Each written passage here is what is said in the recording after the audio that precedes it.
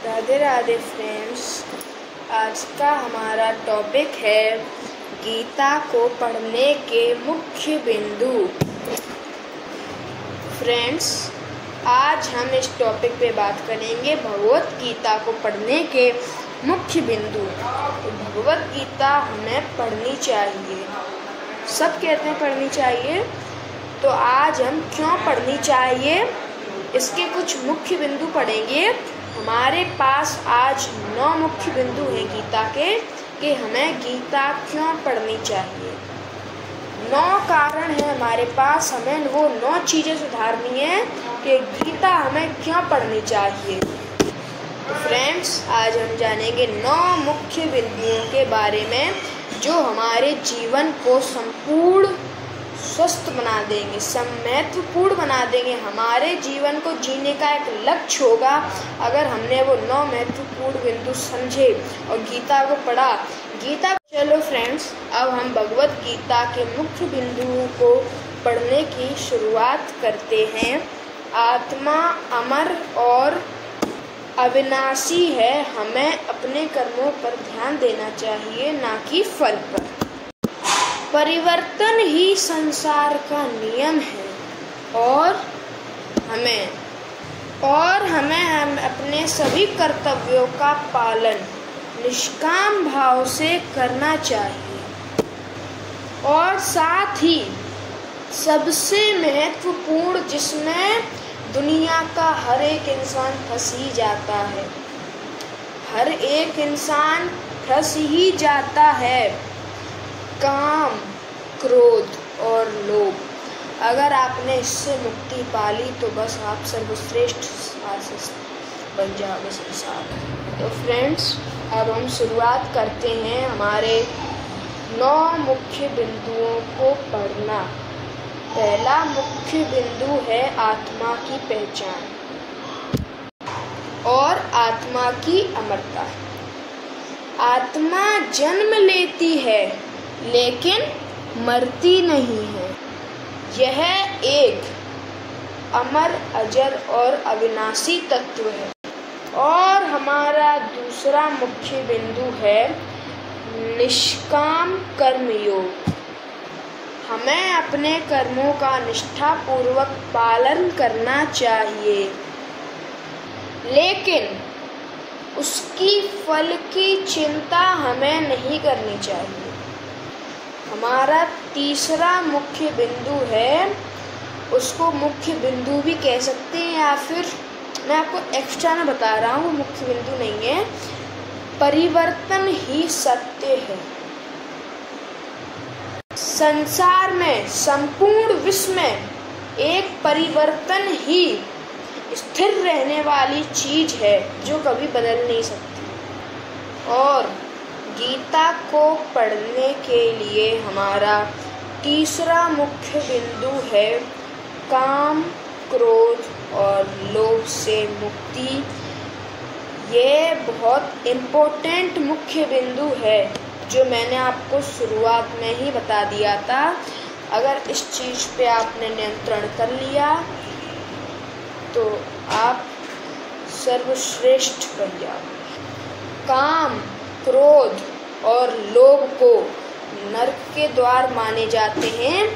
काम, क्रोध और लोभ को नरक के द्वार माने जाते हैं। अब आप खुद सोचो, जो आप करते हो वो एक नरक का द्वार है और आप उसके अंदर प्रवेश करते हो। आप खुद नरक के द्वार के अंदर प्रवेश करते हो, यमराज को भी जरूरत नहीं पड़ती आपको बुलाने के लिए।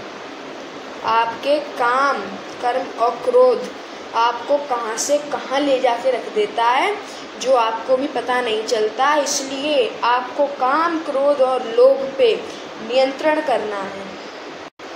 और हमारा चौथा गीता पढ़ने का मुख्य बिंदु है समानता और एकता। हमें हर चीज में समानता और एकता रखनी चाहिए। सभी मनुष्यों का निर्माण एक समान ही विश्वास से होता है। किसी भी मनुष्य का निर्माण दूसरे अलग अलग समानों से नहीं होता। एक समान के सभी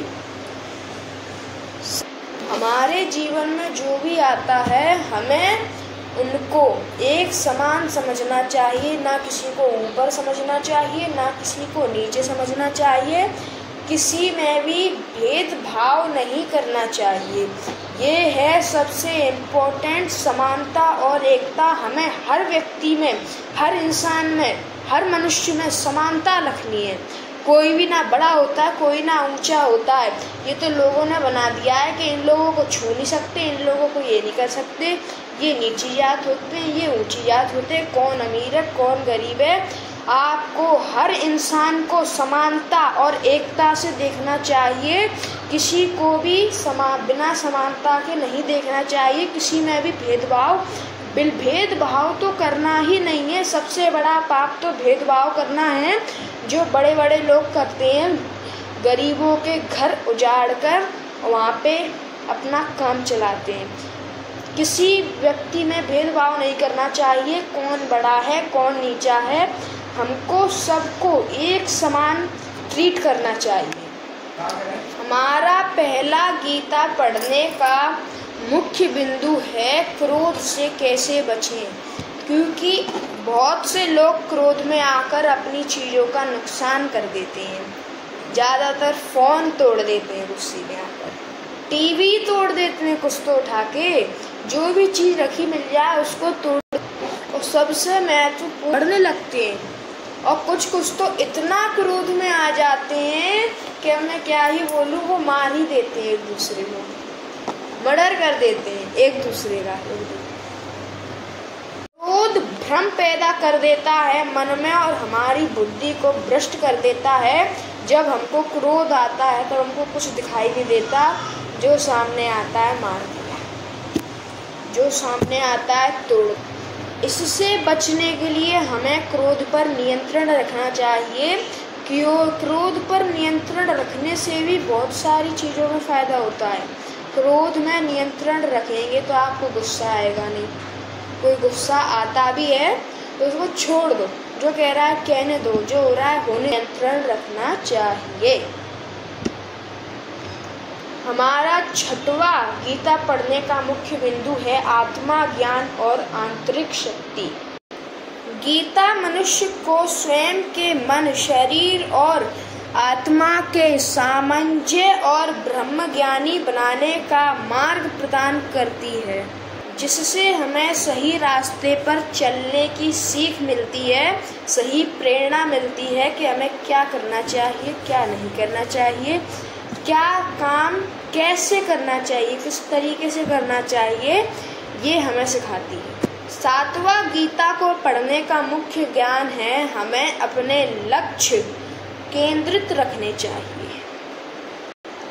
हमें अपने लक्ष्य को प्राप्त करने के लिए से बड़ी मुसीबतें आई, हमें अपने लक्ष्य को प्राप्त करके ही रहना है। ये नहीं है कि अगर हमसे ये काम नहीं हो रहा है तो हम दूसरा करेंगे। जो आपका लक्ष्य है उसको पूरा करके ही रहना है, चाहे बीच में कितनी भी परेशानियां आए, कितनी भी बुरी परिस्थितियां बने, कुछ भी हो, आपको अपना लक्ष्य प्राप्त कर ही रहना है। और अपने लक्ष्य को पाने के लिए हमें कड़ी मेहनत करनी चाहिए। हमारा आठवां गीता पढ़ने का मुख्य बिंदु है भक्ति योग। भगवान श्री कृष्ण की शरण में जाना और उनकी भक्ति करना मोक्ष प्राप्त करने का मार्ग है। भगवान श्री कृष्ण की भक्ति से हमें संपूर्ण चीज़ें प्राप्त हो जाती हैं जो हमारी इच्छा होती हैं।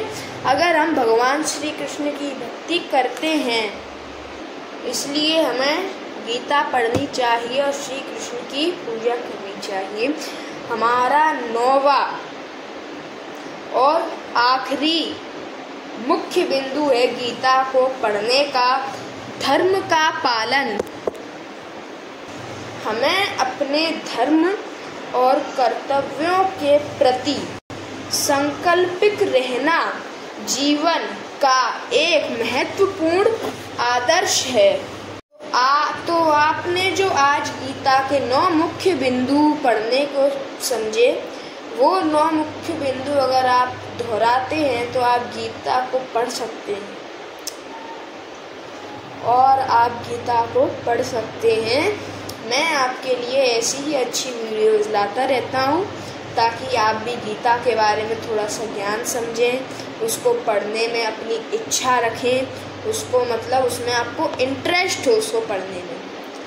प्लीज़ आप मेरी वीडियो पूरी देखें, इसमें कोई ख़राब बात नहीं है, जो भी है वो संपूर्ण ज्ञानित्व बात है। जो भी मैंने बोला वो संपूर्ण ज्ञानित्व बात है। अगर आप समझते हैं अपने जीवन में गीता को उतार लीजिए। कोई पढ़ाई भी करता है, मैं भी पढ़ाई करता हूँ, मैं भी स्कूल जाता हूँ, लेकिन मैं डेली गीता पढ़ता हूँ, डेली 1-2 श्लोक पढ़ता हूँ। ये आपको भी पढ़नी चाहिए और इसलिए मैं आपको ये बताता हूँ। ऐसे ही वीडियोस मैं आपके लिए बनाता रहूँगा। Thank you guys. ऐसे ही वीडियोस देखने के लिए हमारे चैनल को लाइक करें, सब्सक्राइब करें। राधे राधे।